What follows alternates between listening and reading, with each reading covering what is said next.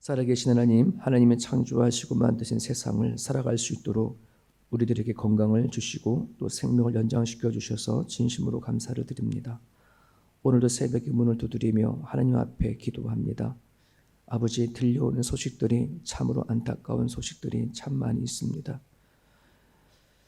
아버지, 이런 세상을 살아가고 있습니다. 하나님, 저들이 마땅히 감당해야 할 일이 무엇인지 알려주시옵시고 우리가 하나님 앞에 어떤 기도를 하고 살아가야 할 것인지도 알려주셔서 우리 힘으로 할 수 없는 일들이 들려질 때마다 하나님 앞에 가지고 나가 기도하오니 아버지 일하여 주시옵소서. 특별히 인도에 아버지 버러단가 마을을 주님께서 기억하여 주시고 그 교회 힘들게 세우신 아버지 작은 교회입니다. 그곳에도 주님을 붙잡고 신앙생활을 하려고 하는 주의 백성들이 있습니다. 하나님 지켜주시고 보호하여 주시고 인도하여 주옵소서. 어린 딸이 하는 큰 상처를 입고 충격을 받았습니다. 그 딸을 치유하시고 회복하셔서 그의 고통과 아픔을 통하여 하나님의 선한 일들로 바꿔주시고 하나님께서 인도하여 주시옵소서. 아버지 하나님, 우크라이나 땅을 또한 기억해 주시고 지금 그 땅을 회복시켜 주옵소서. 아직도 전쟁 중이고 아직도 공포와 두려움 속에 살아가고 있는 그 땅입니다. 하나님 아버지 하나님, 다시 그 땅 위에 예배가 선포되어 갈 수 있도록 도와주시옵시고 무작정 하나님을 두려워하지 않고 사람들 향하여 무기를 사용하는 러시아의 정권들이 무너질 수 있도록 하나님 도와주셔서 이 세상을 다스리시고 이끌어가시는 하나님의 그 공의와 정의를 선포하여 주옵소서. 오늘도 하루를 주셨고 또 우리를 통해서 또 일하실 믿사오니 이 아침에 기도하는 하나님의 권성을 통하여져서 하나님의 마지막 때 사명을 이루어 주옵소서. 예수님의 이름으로 기도합니다. 아멘. 우리 요한복음 21장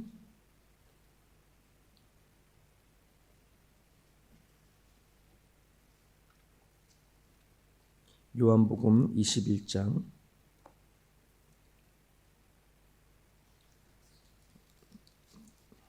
1절에서 14절까지가 오늘 매일 성경 본문입니다. 1절부터 14절까지 우리 같이 읽겠습니다. 요한복음 21장 1절에서 14절. 그 후에 예수께서 디베랴 호수에서 또 제자들에게 자기를 나타내셨으니 나타내신 일은 이러하니라.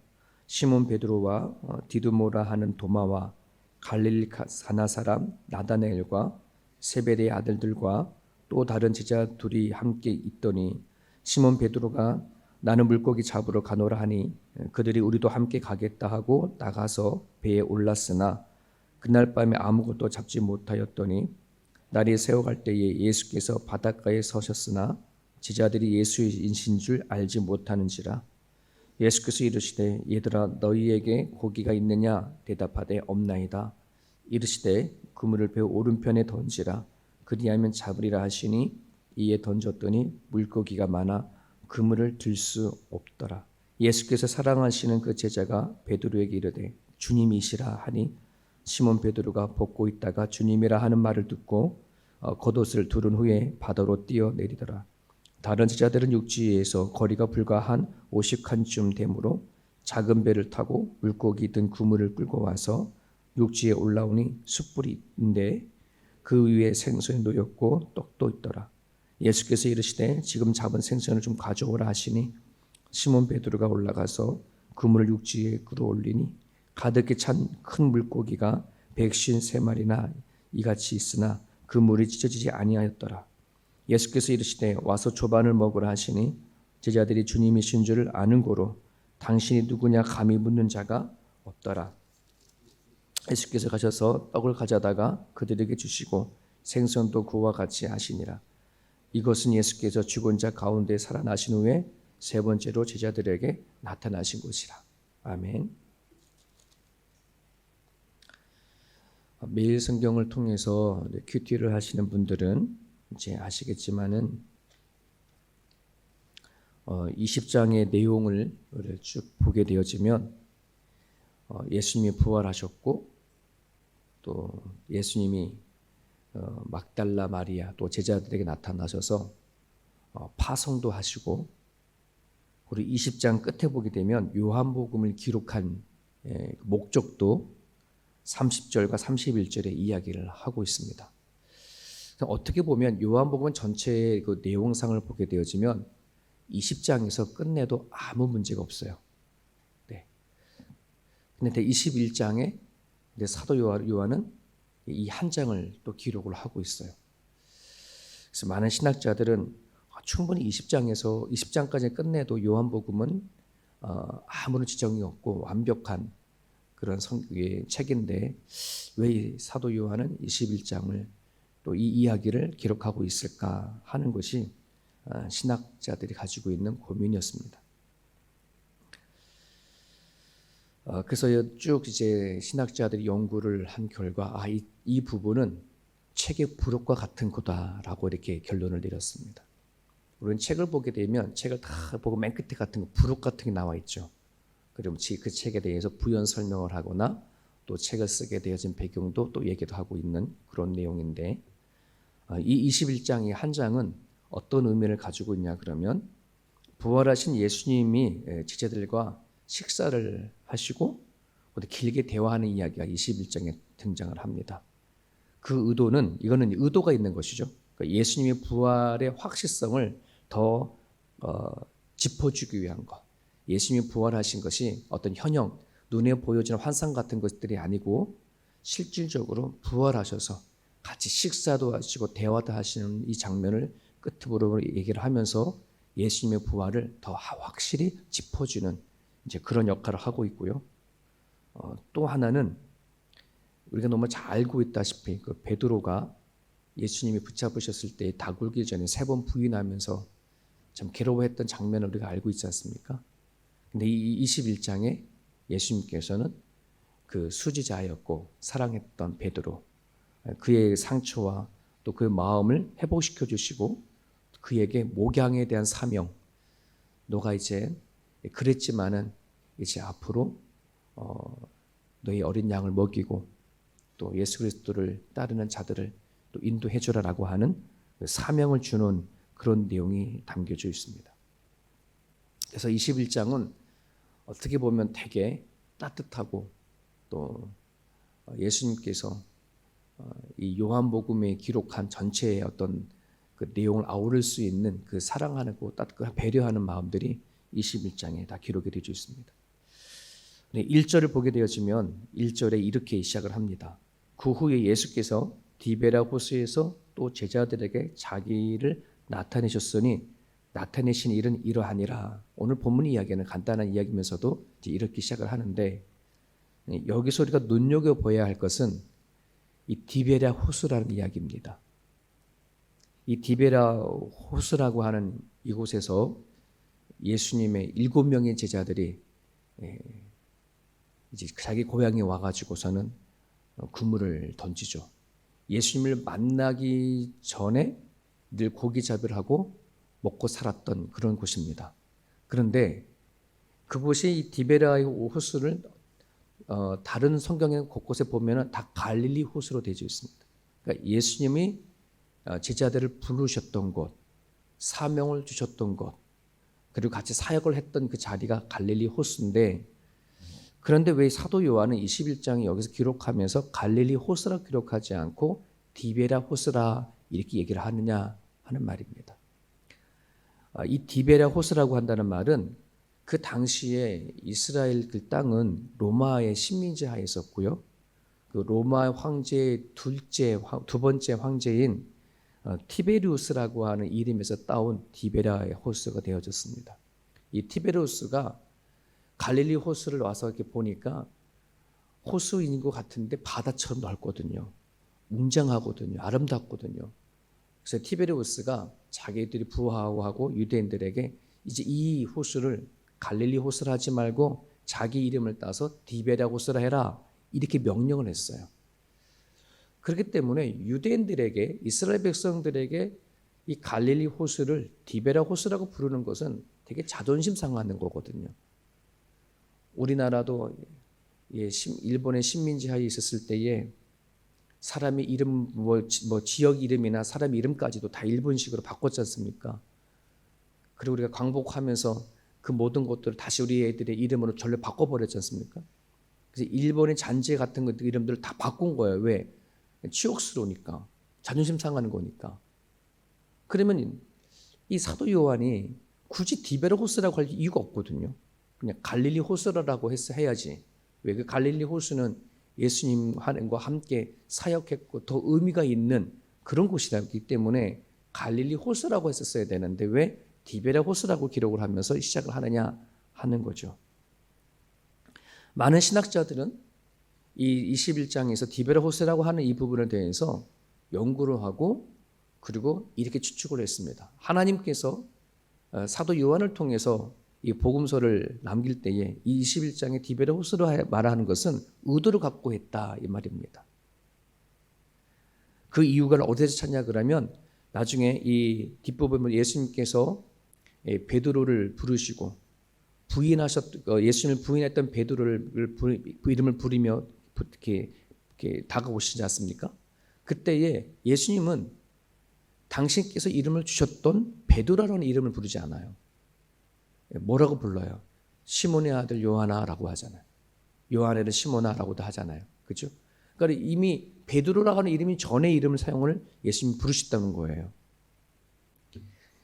그러면서 지금 이 상황은 즉 예수님을 향해서 실망을 하고 또 예수님을 향해 따랐던 그 모든 믿음이 다 사라지고 이전에 자기들의 원래 상태로 돌아갔던 그 상황을 드러내게 하기 위해서 의도적으로 이 모든 것을 사용하는 것보다 그러니까 지자들이 디베라 호수라고 표현했었을 때는 그 전에 상황, 즉 로마의 식민지에 살았던 그들의 그 모습을 드러내고 갈릴리에 대해서 예수님이 부르셨던 모든 사명을 다 잃어버리고 원래 상태로 돌아간 것을 드러내기 위한 것.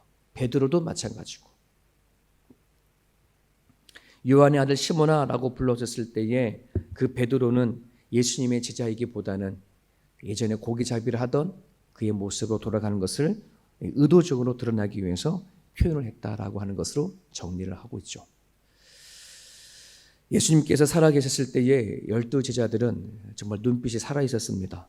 사명으로 가득했고 처음 들어봤던 하나님의 나라에 대해서 그들은 비전도 품고 살아왔었습니다. 하지만 지난 주일날 말씀을 드렸던 것처럼 예수님께서 십자가 못 박혀 돌아가심을 통해서 제자들의 마음 안에는 절망의식으로 가득 찼습니다. 예수님이 죽었다, 사라졌다 하는 것이죠.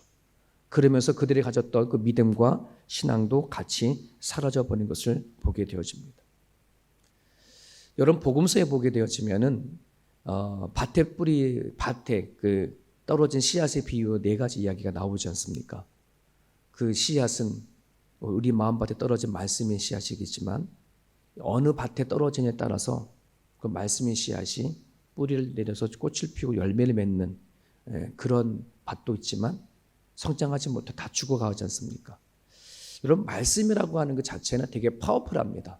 우리 마음에 떨어지면 무조건 생명력이 있어서 뿌리를 내리고 자라긴 하지만 문제는 그렇게 파워풀한 말씀도 우리가 가지고 있는 마음속에 근심과 걱정이 있으면 다 말라 죽어버린다는 것입니다. 아무리 좋은 말씀을 듣고 아무리 파워풀한 말씀을 듣는다 하더라도 내 마음에 염려와 근심과 삶에 대한 걱정이 생겨버리면 뭐냐면 쉽게 사라진다는 것입니다. 올해 제가 2020년으로 이제 거의 만 14년을 이 시드니에서 목회를 했더라고요. 2007년부터 쭉 한번 말씀을 묵상하면서 한번 더듬어 봤어요. 얼마나 어떤 사람이 왔다가 갔는가, 또 머물러 있는가. 그 많은 사람들 중에 어떤 사람들은 믿음을 떠난 사람들도 있고, 또 교회 믿음뿐만 아니라 아예 교회를 떠났다라고 하는 사람들도 들려지기도 하고, 또 어떤 사람들은 예전보다 더 믿음이 좋아서 더 성장한 사람들도 또 계시고, 그걸 쭉 이렇게 보게 되어져요. 그런데 목회를 하다 보면 와, 저 사람은 참 믿음과 있었고 신앙이 있었던 사람인데 어떻게 뿌리 열매를 맺지 못하고 교회를 떠났을까라고 하는 안타까운 사람들도 또 계시더라고요. 여러분, 우리들의 믿음과 신앙이 정말 바울이 고백했던 것처럼 주님 나라 갈 때까지 표대를 하고 달려가야 되는 것이고 구원을 이루어가야 되는 것이지, 내가 지금 하나님을 믿고 내가 지금의 신앙이 있다 할지라도 이것이 언제 어느 상황이 닥쳐서 무너지고 쓰러질지 모르는 거지 않습니까? 그래서 매일매일 우리는 뭐냐면 하나님 붙잡고 살아간다는 거, 이게 되게 중요한 부분들입니다. 우리가 매일같이 밥을 먹고 매일같이 우리가 하루하루를 살아가는 것처럼 반복되어지는 것처럼, 내가 하루하루를 매일 말씀 붙잡지 아니하면, 매일 기도하며 나가지 아니하면 우리의 믿음과 신앙은 뿌리를 내리고 성장하기가 그리 쉽지 않음을 우리는 보게 되어집니다. 그래서 성도들이 종종 그런 말이 사는 말들이 합니다. 하나님도 넉넉해야 믿는 거고, 마음이 여유가 있을 때 교회를 다니는 거고, 돈이 좀 있어야 신앙생활 할 때에도 남에게 무시당하지 않을 건다라고 하는 말을 하게 되는데, 저는 그 말이 하나님의 마음을 얼마나 비통하게 만드는가 하는 것을 생각해 보게 되어집니다. 이렇게 말하고 신앙생활 하는 사람들은 어쩌면 오늘 이 디베레에서 먼저 오셔서 다시 모든 걸 다 포기하고 자기의 원래 상태로 돌아갔던 그 제자들을, 아침 밥상을 차려주셨던 예수님의 그 식사를 같이 하지 못해서 그렇지 않았나 하는 생각도 한번 해보게 되어집니다. 오늘 절망에 빠졌던 이 7명의 제자들이 예수님이 차려놓은 아침 밥상을 먹고 다시 한번 회복하는 이야기가 오늘 본문의 이야기인데, 우리가 신앙생활을 해나갈 때에 예수님께서 차려놓으신 이 만찬을 먹고 마실 수 있는 사람들만이 정말 진정한 믿음의 상황 속에서도 나아가지 않나, 이런 생각을 좀 많이 해보게 되어집니다. 계속해서 보게 되어지면 7명의 제자들이 밤새도록 고기를 잡습니다. 한 마리도 잡지 못합니다. 언젠가 이렇게 예수님 처음 불렀었을 때의 그 장면과 다들 똑같은 장면이지 않습니까? 부활하신 예수님이 해변가에서 물어보십니다. 고기 많이 잡았습니까? 여기는 뭐 반말로 얘들아라고 했는데, 전 물론 얘들아라고 말씀할 수도 있겠지만 아마 존댓말을 하지 않았을까 생각이 듭니다. 고기 많이 잡았습니까? 그랬더니 아직 안 잡혔습니다. 아마 그렇게 얘기했겠죠. 그랬더니 배 오른편으로 던져버리라고 하는 겁니다. 그런데 그물을 들 수 없을 정도의 고기가 잡혔습니다. 누가 알아봤습니까? 사도 요한이 제일 먼저 알아보고 주님이시다 얘기를 합니다. 그 말을 들은 성도급한 베드로가 뛰어가서 헤엄쳐서 예수님을 만나죠. 그랬더니 주님이 어디서 가져왔는지 모르지만 숯불을 피워놓고 거기에 생선과 떡을 굽고 계셨고, 그러면서 너희들이 잡아온 고기 좀 갖고 와라라고 해서 똑같이 잡아온 고기를 구우시는 거예요. 예수님이 발이 배려합니다. 밤새도록 추위 가운데 고기 잡은 제자들, 아침에 배고플 줄 알고 미리 생선과 떡을 준비해 주시고, 그리고 거기다가 또 마침 숯불로 키우네요. 하기사 그 당시에 전자레인지 있는 것도 아니고 하니까 가스레인지가 없는 거니까 그렇게 했을지 모르겠지만, 아마 베드로 입장에서는 그 숯불이 되게 노이로제일지도 모르겠습니다. 그렇지 않습니까? 그 숯불 앞에서 예수님을 3번 부인했으니까 예수님은 다 그림을 가지시고 연출할 걸 다 생각하시고 마련해 놓은 것 같습니다. 그들의 추위와 배고픔만 아니라 베드로 내면에 있는 죄책감과 자괴감을 회복하시기 위해서 미리 차려놓으신 그 아침 밥상, 그들과 같이 식사를 하게 되어집니다. 상상을 해보게 되어집니다. 죽은 줄만 알았던 예수님이 자신들 앞에서 밥상을 차려놓고 같이 먹으면서 식사하면서 제자들의 마음은 어땠을까? 제 나름대로는 정말 모든 예수님이 그동안에 말씀하셨던, 죽기 전에 말씀하셨던 모든 말씀이 현실로 다가오는 순간이지 않았을까? 수많은 의심과 회의가 확신으로 되어지는 순간이 아니었을까? 정말 죽음 다음에 부활이 있다는 사실을 더 확실히 받아지는 순간이 아니었을까? 이런 생각을 해보게 되어지면서요, 그전에는 말씀으로만 들렸던 그 메시지가 온몸으로 경험되어지는 그런 순간이었을 거라고 생각이 되어집니다.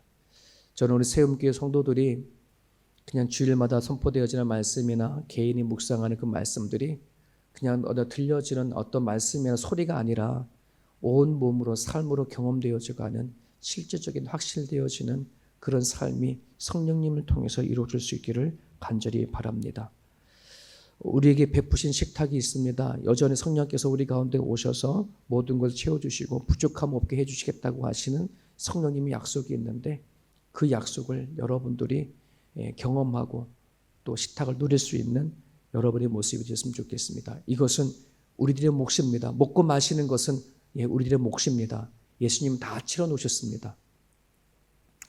이 아침에 여러분들이 기도해 주실 때에 우리 허물 없이 주님 앞에 자신의 모든 것을 내려놓을 수 있는, 우리 가운데 다가와 주셔서 모든 것을 채워주시겠다라고 베풀어 주시겠다고 약속하셨던 그 주님의 밥상 앞에 우리가 가지고 있던 모든 허물 없이 다 내려놓고 고백했으면 좋겠고요.